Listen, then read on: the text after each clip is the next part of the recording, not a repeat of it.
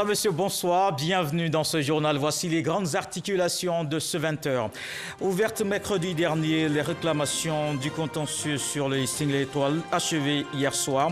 Les électeurs se sont rendus dans les commissions locales pour déposer leurs requêtes. La commission électorale indépendante va prendre quelques jours pour le traitement de ces modifications demandées. La CEI va ensuite publier une nouvelle fois la liste électorale pour la suite du processus. Ils sont des milliers de jeunes Ivoiriens qui arrivent sur les côtes espagnoles et italiennes, une traversée périlleuse de la Méditerranée. La Côte d'Ivoire et l'Organisation internationale pour les migrations leur donnent une opportunité de réussite sur place ici. Près de 500 millions de francs CFA investis dans des projets. Les bénéficiaires se prennent aujourd'hui en charge via l'agro-pastoral et le bâtiment. Le temps n'a rien changé à l'amour qu'on le porte. Didier Arafat, un an jour pour jour qu'il n'ait plus un accident, lui arrache la vie en 12 août 2019. Une foule immense rend hommage à la star du coupé décalé ce mercredi. Dépôt des gerbes de fleurs sur sa tombe, concert, une série d'activités prévues. S'ouvre une autre étape dans le processus électoral. Depuis hier, c'est la fin du dépôt des réclamations sur la liste, une période de contentieux pour prendre en compte toutes les observations des électeurs. Ils se sont rendus dans les commissions locales pour introduire leurs requêtes, des corrections, des omissions. Sidonie Davila a fait le tour de quelques centres. Voici son constat. Mardi 11 août, fin des réclamations pour le contentieux électoral. Avant la fermeture définitive à 15h, les bureaux continuaient de recevoir des requérants. Brigitte Tano en fait partie. J'ai consulté la liste et je n'ai pas vu mon nom. On a fait la vérification et on a remarqué que son nom se trouve sur la liste électorale. Tout est bien qui finit bien. Ailleurs, certains n'ont pas cette chance. Ils sont bien obligés de déposer une requête. Il y a eu des erreurs au niveau de mon nom et du nom de mon père. Donc je suis venu pour rectifier ça. Les réclamations du contentieux électoral débuté le 5 août dernier devraient prendre fin le 7 suivant.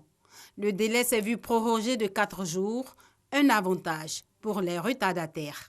Depuis le premier, j'étais au bac. Ça m'a permis d'être là, sinon je serais déjà éliminé peut-être. Le gouvernement m'a bien arrangé, puisque moi-même j'étais en déplacement. De l'avis des agents de la CEI, cette phase du contentieux électoral n'a pas connu d'incident. Nous pouvons dire que véritablement, il y a eu quand même de l'engouement. Nous sommes le dernier jour, nous avons pratiquement autour de 800, peut-être 36 personnes déjà, le point que nous avons arrêté. On a reçu pas mal de nouveaux majeurs. Ils avaient le 18 ans à partir de juillet. Sinon, beaucoup sont venus parce qu'ils prétendent n'avoir pas vu leur nom sur le listing. Pourtant, ils y figuraient. Les réclamations concernent des cas de radiation, d'inscription ou de correction. 14 superviseurs de la CEI chapeautent l'opération dans tout le pays. Des réclamations ont été faites. Nous allons avoir une séance de travail au niveau de la commission centrale. Nous allons apprécier. Après l'affichage des réclamations, vient l'étape des délibérations. Nombreuses sont les personnes qui ont demandé à ce qu'on fasse l'audit de la liste électorale. Et nous sommes allés leur expliquer qu'il n'y a pas meilleur audit de la liste électorale que le contentieux, parce que ça permet aux populations d'être elles-mêmes en face de leur liste électorale, c'est-à-dire la liste électorale affichée dans leur bureau de vote. Une fois cette période de contentieux terminée, la Commission électorale indépendante CEI prévoit pour le 1er septembre l'affichage de la liste électorale définitive. Une liste électorale qui comprend nombre de jeunes, certains jeunes qui tentent parfois l'aventure. Tenez-vous bien, en 2018, plus de 1000 migrants sont arrivés par la mer en Italie via la Méditerranée, évidemment. Une situation qui a interpellé le gouvernement. On va le voir dans le document qui arrive. En 2017, en 2019, l'État et l'Organisation internationale pour les migrations se mettent ensemble pour trouver la solution. Près de 500 millions de francs CFA investis afin d'offrir des opportunités d'emploi dans le pays. La cible, les jeunes des quartiers défavorisés d'Abidjan et de Daloa. Aujourd'hui, ils sont entre autres dans l'agro-pastoral ou entrepreneurs dans le bâtiment. C'est un reportage de Walter Amadou Ouattara. Bien que la Côte d'Ivoire soit engagée sur la voie de la croissance économique et du développement, les jeunes Ivoiriens continuent d'opter pour des routes migratoires aussi irrégulières que dangereuses. Des routes menant vers l'Europe au détriment des opportunités économiques et professionnelles locales. Les chiffres édifient. Entre janvier et novembre 2018, 1050 migrants de la Côte d'Ivoire sont allés par la mer en Italie, faisant de la Côte d'Ivoire le deuxième pays d'origine en provenance de l'Afrique de l'Ouest. À ce propos, concernant l'Espagne, la Côte d'Ivoire occupe le 3e rang avec 3000 migrants. Ces chiffres interpellent l'Organisation internationale pour les migrants, OIM, et le gouvernement ivoirien. Un projet a été mis en place sur la période allant du 1er janvier au 31 décembre 2019. Ce projet a permis d'offrir des alternatives à la migration irrégulière par la promotion et la facilitation de l'accès aux opportunités économiques locales pour des jeunes hommes et femmes âgés de 18 à 30 ans résidant dans des quartiers défavorisés d'Abidjan et d'Aloa. C'est le cas à Abobo, secteur avocatier, où exerce Yves Kouassi. Avec une dizaine de collaborateurs, ils tiennent une entreprise de fabrication d'appareils de sécurité électronique. Nous faisons de la conception made in Côte d'Ivoire et nous concevons des stabilisateurs baptisés 4 en 1, qui est une innovation ivoirienne. Et nous avons aussi des appareils de protection contre les dangers liés aux coupures intempestives d'électricité et aussi des systèmes d'alarme à gamme multiple dont aujourd'hui il y a le dernier en date arrive à relancer, sinon appeler le client sur son numéro cellulaire lorsque l'alarme est déclenchée. Et nous avons reçu un fonds de 3 300 000. Le projet vraiment nous a fait beaucoup de bien parce que le personnel qui était au nombre de 2 avant le projet, aujourd'hui nous avons pu élargir où actuellement nous sommes à un effectif de 10 personnes. Songon, précisément à Diapoto 2, ici, Vanessa Coutouan développe la cuniculture, l'élevage des lapins avec un appui financier de 2 600 000 francs CFA. Reproduire des lapins mâles et femelles, ils vont donner des lapéros, engraisser ces lapéros et les mettre à la vente. À partir de 2 kilos, on les vend à 7 000. Pour cette bande, il y en a environ 200 lapins. Voilà. Ce projet m'a permis vraiment de me prendre en charge. Avec mes collaborateurs, ça se passe très bien. Il y a celui qui s'occupe de l'élevage, lui il dort ici, et puis il y a 2 commerciaux. À côté des initiatives conjointes gouvernement OIM, des communes sont engagées également dans des projets communautaires pour lutter efficacement contre les questions de la migration clandestine. La commune d'Atokoubé est une illustration. Le projet de réinsertion des ex-migrants est un projet qui a été retenu par le conseil municipal de la commune d'Atokoubé. Et à cet effet, nous avons accueilli 40 jeunes migrants de tous sexes, des hommes et des femmes. Et on a ajouté à ce programme-là 40 jeunes de la communauté pour que ces jeunes migrants se sentent en communauté en fait. Les travaux de ce programme-là ont consisté à réhabiliter le groupe scolaire Badji. C'est une école de 6 classes. Ce qu'on peut retenir de ce programme-là, c'est qu'à la fin du programme, c'est de constituer ces jeunes migrants en entrepreneurs bâtiments. Le conseil municipal doit normalement proposer de nouveaux chantiers à ces jeunes-là parce qu'ils ont déjà fait leurs preuves. C'est un financement de l'Union européenne à travers l'OIM. La commune a mis à la disposition du programme aussi un fonds pour la réhabilitation du pont de Mie qui était un peu défectueux. Les bénéficiaires de ces différents projets saluent tous ces efforts consentis pour leur épanouissement, même s'ils expriment des doléances. Le projet, ça nous a apporté de l'expérience. Ça nous a motivés à pouvoir apprendre beaucoup de choses.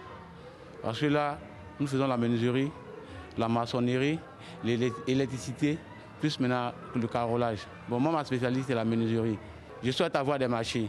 Aujourd'hui, nous avons besoin d'un peu d'aide, encore d'autres financements, parce que nous sommes lancés dans le domaine des pépinières. Nous faisons les pépinières de bananes, de cacao, de piments, de tomates. Nous avons besoin encore de l'État de Côte d'Ivoire qui nous finance pour pouvoir relancer le projet pour que l'entreprise s'agrandisse. C'est retourné, on est venu, on a pris. On forme d'autres immigrants de retour. Donc l'Eldorado, c'est ici et c'est nulle part ailleurs. Un réel plaisir vraiment de pouvoir insérer d'autres jeunes pour ne pas qu'ils aient l'idée de l'immigration. Parce que l'idée vient au moment où tu n'as rien à faire. Pour étendre davantage mon projet, c'est un autre financement. Voilà. Parce que le site ne m'appartient pas. Donc je vais avoir un site à moi-même et puis construire mon bâtiment, augmenter le nombre de lapins par rapport à la vision que j'ai. Je compte employer une vingtaine de personnes et au fur et à mesure que l'entreprise évolue, on va employer plus de jeunes. Doté d'un montant d'environ 487 millions de francs CFA, le projet SEMICI est bénéfique à plusieurs centaines de jeunes entrepreneurs aujourd'hui installés à leur propre compte. Un reportage de Walter Amadou Ouattara, des actions pour l'insertion des jeunes qui sont aussi des acteurs de la lutte contre la Covid-19. La Côte d'Ivoire reste engagée à freiner la maladie.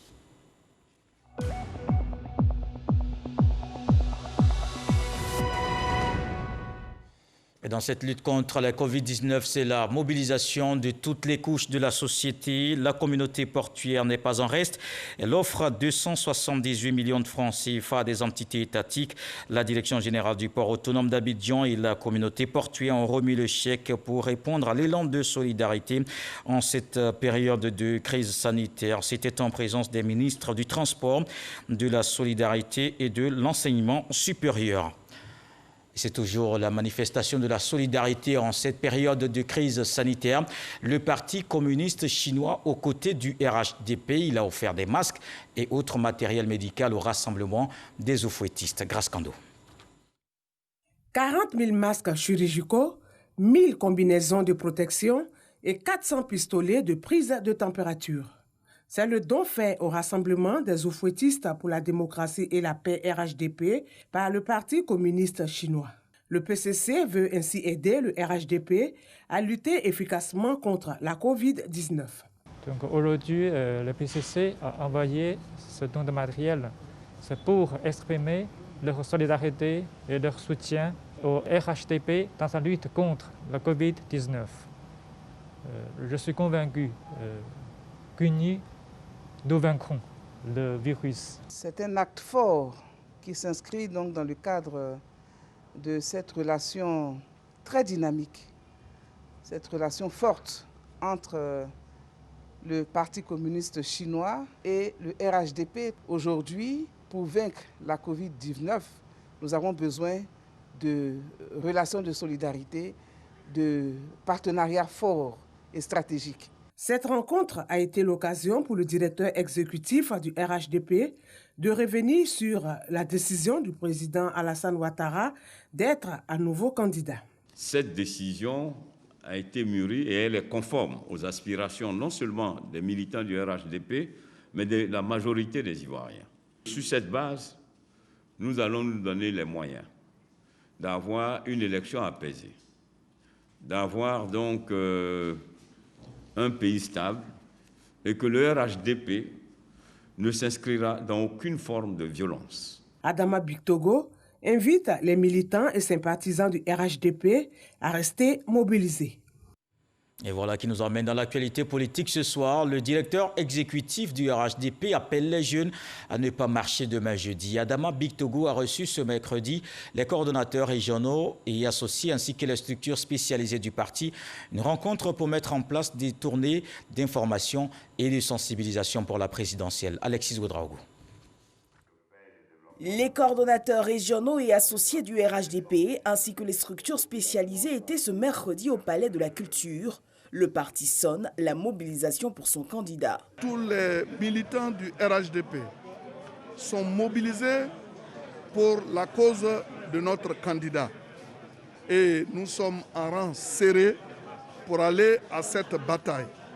Nous avons également donné des messages forts, à savoir que nos militants ne doivent pas tomber dans les pièges de l'opposition.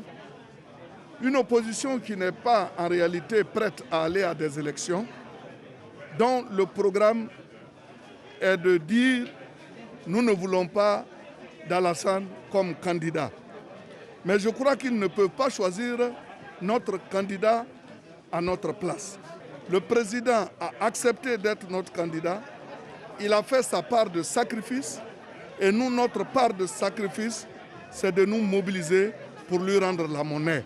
Face aux marches annoncées pour la journée de jeudi, le parti appelle sa jeunesse à la retenue. Le salut de l'opposition se trouve dans la rue, mais nous, notre salut se trouve dans les urnes. Nous demandons aux jeunes de ne pas marcher parce que nous sommes des oufouettistes. Nous n'allons pas répondre au coup de pied de l'âne. Nous leur demandons de rester mobilisés, mais d'attendre le mot d'ordre du parti au moment venu. Mais ils doivent rester tout de même vigilants. Et pour le 40e jour du Premier ministre Amadou Gon Coulibaly, le dimanche 16 août prochain, le parti appelle à la mobilisation pour un vibrant hommage à celui qui aurait porté son étendard. Les jeunes, mais aussi les femmes du RHDP également sur le terrain. Elles se sont rassemblées au siège du parti à Cocody. Elles appellent à la retenue et à la responsabilité des acteurs politiques. Un appel afin d'éviter les manifestations de rue et les violences. Gabriel Zani.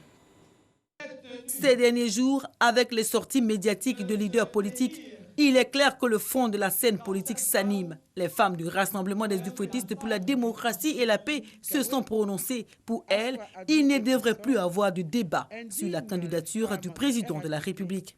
Les femmes du RHDP, tout comme d'éminents juristes nationaux et internationaux, voudraient rappeler à toute fin utile que le président du RHDP, le président Alassane Ouattara, est bel et bien éligible au regard de la Constitution de la Côte d'Ivoire, promulguée le 8 novembre 2016, Constitution qui institue la Troisième République de notre pays. Il ne s'agit donc nullement d'un troisième mandat, mais bien du premier mandat de la Troisième République de Côte d'Ivoire. Selon les femmes du RHDP, il faut laisser le soin aux institutions de la République, en particulier le Conseil constitutionnel, de trancher la question. Pour l'heure, elles appellent à la retenue des acteurs politiques. Les femmes du RHDP demandent au gouvernement d'interdire toutes les manifestations de rue afin d'éviter la violence et le désordre. Les femmes du RHDP s'insurgent contre les propos diffamatoires et irresponsables de Mme Simone Eïvé Gbagbo. Elle s'indigne et condamne son discours aux antipodes de la réalité politique et juridique de notre pays. Si Mme Simone Eïvé Gbagbo continue d'attiser la flamme de la haine et de la division qui pourrait engendrer des blessés et des morts, les femmes du RHDP se verront dans l'obligation de demander au président de la République de ne plus s'interposer et de laisser le processus de son transfert à la CPI suivre son cours, afin qu'elle aille répondre de ses actes devant cette juridiction internationale qui la réclame depuis 2013. Pour terminer, les femmes du RHDP lancent solennellement un appel à la retenue et à la responsabilité de toute la classe politique ivoirienne et l'exhorte à privilégier les actions de paix et de cohésion conformément au vivre ensemble. Les femmes du RHDP comptent investir le terrain dans les jours qui viennent pour véhiculer le concept d'une élection présidentielle sans violence. La Fédération des artisans pour le développement est aussi mobilisée. Elle salue la candidature du président de la République pour la présidentielle d'octobre. Les membres ont organisé un meeting dans la commune d'Abobo. On voit des détails avec Mamadou Kouassi. Les artisans de Côte d'Ivoire disent oui à un nouveau mandat du président de la République, Alassane Ouattara. Réunis en fédération, ces membres se sont retrouvés au rond-point du Banco dans la commune d'Abobo. Une mobilisation pour soutenir la décision du président de la République de se porter candidat à la prochaine présidentielle. Pour lui donner le fauteuil de la présidence de la République de Côte d'Ivoire pour que, n'est-ce pas, il puisse nous aider pour réaliser et développer notre pays avant d'aller se reposer comme il avait demandé. C'est le père fondateur de la Chambre nationale des métiers de Côte d'Ivoire où se retrouvent tous les artisans. Raison pour laquelle nous sommes prêts à l'accompagner. L'initiative de la Fédération des artisans professionnels ivoiriens pour le développement de la Côte d'Ivoire est saluée par les représentants du maire d'Abobo et du ministre Sidiki Konaté. Ils ont invité les artisans à se mobiliser davantage pour permettre au président de la République de réaliser ce vœu, de conduire le navire ivoire pour un nouveau mandat. Je pense que nous devons l'accompagner en allant de porte à porte pour appeler tous les Ivoiriens à le voter et qu'au soir du 31 octobre, il gagne les élections à 80% des suffrages exprimer. En plus du meeting, le président de la Fédération des artisans professionnels ivoiriens pour le développement de la Côte d'Ivoire et ses membres ont effectué une marche, une procession pour exprimer leur adhésion au projet d'un nouveau mandat pour le développement de la Côte d'Ivoire et surtout pour dire merci au président de la République pour la nomination du Premier ministre Ahmed Bakayoko. La cérémonie du 40e jour de l'ex-premier ministre, c'est ce week-end. Le monde de la culture se souvient d'Amadou Gon Coulibaly, la ministre Raymond Goudou Kofi et les artistes lui ont rendu hommage hier. C'était en présence de plusieurs membres du gouvernement. Issa Tionayo. Un standing ovation pour honorer la mémoire d'Amadou Gon Coulibaly, arraché à l'affection des Ivoiriens le 8 juillet dernier. C'est l'image forte de la cérémonie d'hommage rendue par la ministre Raymond Goudou Kofi et les artistes de Côte d'Ivoire au Palais de la Culture de Treichville.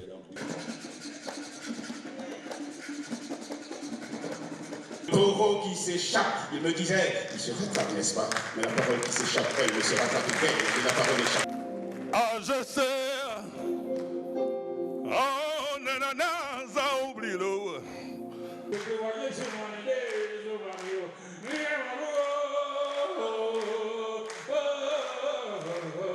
Amadou Gon représentait pour les artistes un grand espoir. C'est quelqu'un qui aidait beaucoup. Cet hommage a été possible grâce au ministère de la Culture et de la Francophonie via le Bureau ivoirien du droit d'auteur, Burida. Amadou Gon Coulibaly, artiste dans l'âme, balanfoniste, chansonnier du balanfon et grand danseur professionnel du balanfon, s'est rendu auteur de plusieurs initiatives ou participait constamment, au cas où il n'en était pas l'initiateur, à plusieurs actions en faveur de l'épanouissement de la culture et de ses acteurs. Les autorités et proches collaborateurs du défunt Premier ministre ont mis en avant la force d'un homme profondément attaché à la culture en général. Il aimait la musique, il aimait le reggae, toutes les musiques. Il était caractérisé par la discrétion, mais il a été une des personnalités politiques qui a le plus aidé les artistes. C'est une personne qui a côtoyé le monde artistique et qui s'est consacré sa vie durant à faire triompher les arts, mais surtout la culture de notre pays. C'est légitime que les artistes puissent proposer ce jour qu'un hommage appuyé lui soit rendu. Amadou Gon Coulibaly, c'était un homme du terroir. Qui dit terroir, dit culture. Le collaborateur de l'ancien Premier ministre, Adama Pitoko, a saisi l'opportunité pour demander aux artistes de Côte d'Ivoire de sortir une œuvre musicale pour immortaliser l'illustre disparu. Et hors du pays, les hommages continuent dans les représentations diplomatiques. L'ambassade de Côte d'Ivoire au Nigeria salue la mémoire d'Amadou Gon Coulibaly. Jean-Marc Djadji nous donne des détails. Son Excellence Kalilou Traoré, ambassadeur de la Côte d'Ivoire en République fédérale du Nigeria, rend hommage à ce grand serviteur de l'État de Côte d'Ivoire, le défunt Premier ministre Amadou Gon Coulibaly, disparu le 8 juillet dernier. Le personnel diplomatique de l'ambassade a présenté ses condoléances au président de la République, Alassane Ouattara, et remercié le chef de l'État nigérian, Muhammadu Buhari, pour son soutien. L'ambassade de Côte d'Ivoire au Nigeria exprime toute sa reconnaissance à son Excellence Muhammadu Buhari, président de la République fédérale du Nigeria, à toutes les autorités nigérianes, ainsi qu'au corps diplomatique pour cette grande mobilisation. En leur nom à tous et au nom de tout le personnel de l'ambassade, présentons nos condoléances au chef de l'État, son Excellence Alassane Ouattara, à la famille et aux proches des défunts, au gouvernement et au peuple de Côte d'Ivoire. Délégation diplomatique de l'Union européenne, de Serbie, du Ghana et représentants de la diaspora ivoirienne au Nigeria, tous ont apporté leur soutien à la nation ivoirienne. Le Premier ministre Amadou Gon Coulibaly a été inhumé le 17 juillet 2020 à Korogo. À présent, ce communiqué du ministère de l'Administration du Territoire et de la Décentralisation, il nous revient de façon récurrente que des membres de certains partis politiques et des organisations de la société civile envisagent de manifester sur la voie publique ce jeudi 13 août 2020. À ce jour, les services administratifs compétents n'ont fait l'objet d'aucune saisine de la part de formations politiques ou d'organisations de la société civile. Pour rappel, les manifestations sur la voie publique sont soumises à des procédures administratives légales permettant de les encadrer et de garantir la sécurité des participants et des populations. Par conséquent, le ministère de l'Administration du Territoire et de la Décentralisation informe les organisateurs des manifestations projetées ce jeudi 13 août 2020 que celles-ci, n'ayant pas respecté les procédures appropriées, ne sont pas autorisées. Le ministère de l'Administration du Territoire et de la Décentralisation invite au strict respect de cette décision et indique que toutes les mesures seront prises pour garantir la sécurité et la libre circulation des personnes et des biens sur l'ensemble du territoire national. C'est un communiqué fait le mercredi 12 août 2020, signé le ministre Sidiki Diakité. Et puis, pour nécessiter le service, les sous-officiers de police stagiaires issus de la promotion 2019-2021 sont convoqués à la préfecture de police d'Abidjan le vendredi 14 août 2020 à 7h30 en tenue treillis. Ils devront prendre toutes les dispositions utiles pour être effectivement présent. Aucune absence ne sera tolérée, c'est signé le directeur général de la police nationale. On se rend en France. L'ambassadeur de Côte d'Ivoire rencontre la communauté ivoirienne à Paris. Maurice Bandama a pris fonction depuis quelques temps. Il a partagé sa vision. Il entend soutenir la vie économique de la diaspora et renforcer la solidarité entre tous les acteurs. Alexis Godraogo. Prise de contact avec le nouvel ambassadeur de Côte d'Ivoire en France. Avec les fêtières, Maurice Kwaku Bandama partage sa vision. Nous ne sommes pas venus ici pour regarder la Seine et la Tour Eiffel. Nous sommes venus ici pour réussir. Votre ambassade est effectivement là pour vous accompagner. Autre annonce, la mise en place d'une ligne en soutien aux initiatives privées. Le programme d'appui économique, social et culturel va consister avec certains ministères, à mettre en place ici en France des fonds d'appui aux initiatives privées. Dans le calque de l'agence Jeunes ou du FAFSI, les jeunes et femmes de la diaspora pourront bénéficier de crédits sur une ligne budgétaire ouverte en France. Le nouvel ambassadeur appelle à l'unité des Ivoiriens de la diaspora. Les communautés qui, à l'extérieur, deviennent riches, c'est d'abord avec la solidarité communautaire. Notre rôle avec vous, les responsables des fêtières, c'est de sensibiliser nos compatriotes à quitter les conflits politiques. Parce que, Fauboyant a toujours dit, ce qu'on partage, ce n'est pas la pauvreté, c'est la richesse. Une rencontre que saluent les participants. On a entendu son projet qui est quand même d'apporter un appui économique à la diaspora. Et nous, en tant qu'avocats et juristes, nous entendons accompagner effectivement les Ivoiriens sur ce projet. C'est un ambassadeur d'action. Et comme nous, on est un réseau des chefs d'entreprise en action, je pense qu'on a le bon interlocuteur. Le fonds de la diaspora devrait être lancé autour du mois de septembre. Une journée de rappel, ce bitume dans le quartier des Deux Plateaux porte encore les stigmates de la collision mortelle de ce 12 août 2019, un accident qui lui a coûté la vie. Nous sommes aujourd'hui 1 an sans Didier Arafat, sans le Zeus, sans le Yoruba, ses fans, la Chine. C'est comme cela que les appelés ne l'oublient pas. Vous allez le voir, une foule immense lui rend hommage. Une série d'événements aura lieu durant plusieurs jours. L'ambiance avec Franck Wadio.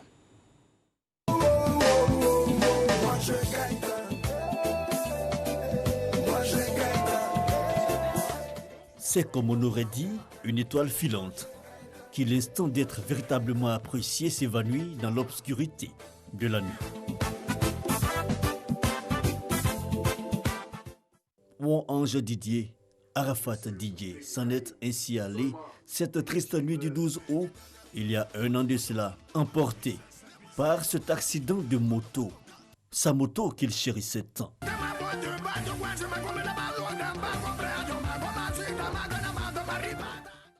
2003, Goudron Noir et le single Jonathan. 2012, Bankaka, en passant par Jessimi Dieka en 2009, Frappé Naboula et Ketebo en 2012 et 2013, jusqu'à Do Sabado en 2018, Moto Moto en 2019, et Kong, qui laissera en 2020 comme l'héritage de son immense potentiel à ses fans. Ou Ange Didier, ou si vous voulez encore, Didier Arafat, Papa na concept, comme le diraient les Congolais. Fils d'artiste, Tina Glamour chanteuse et Wampi arrangeur, un talent inné donc, mais pas que.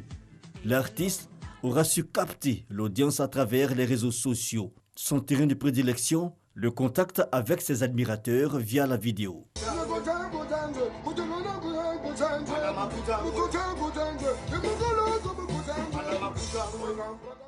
Artiste avant-gardiste, il a su imposer son authenticité en clamant envers et contre tous, rester lui-même hors du cliché et du conventionnel.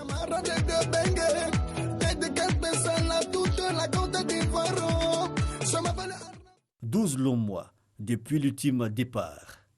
Les Chinois, ses fans, l'auront accompagné jusqu'au bout de son voyage. Avec eux, le gratin du showbiz international, les hommages n'ont pas cessé de se multiplier. En tout cas, mon vieux Knabadja, tu restes à la mémoire de tous les Ivoiriens.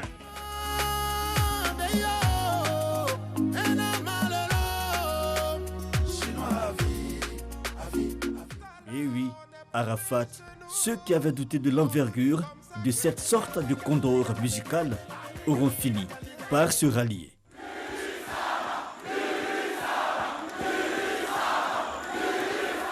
Sacré Arafat. En tout cas, moi, Badja. Hommage d'os ou à l'artiste à voir ces images, qu'on se le dise tout net, il laisse un vide énorme dans le milieu du showbiz ivoirien, pour l'heure irremplaçable dans le coupé décalé. Voilà qui met un terme à ce journal. Merci de l'avoir suivi. Joe Brown disait qu'il faut apprendre à sourire dans chaque situation. De vous, on se retrouve demain.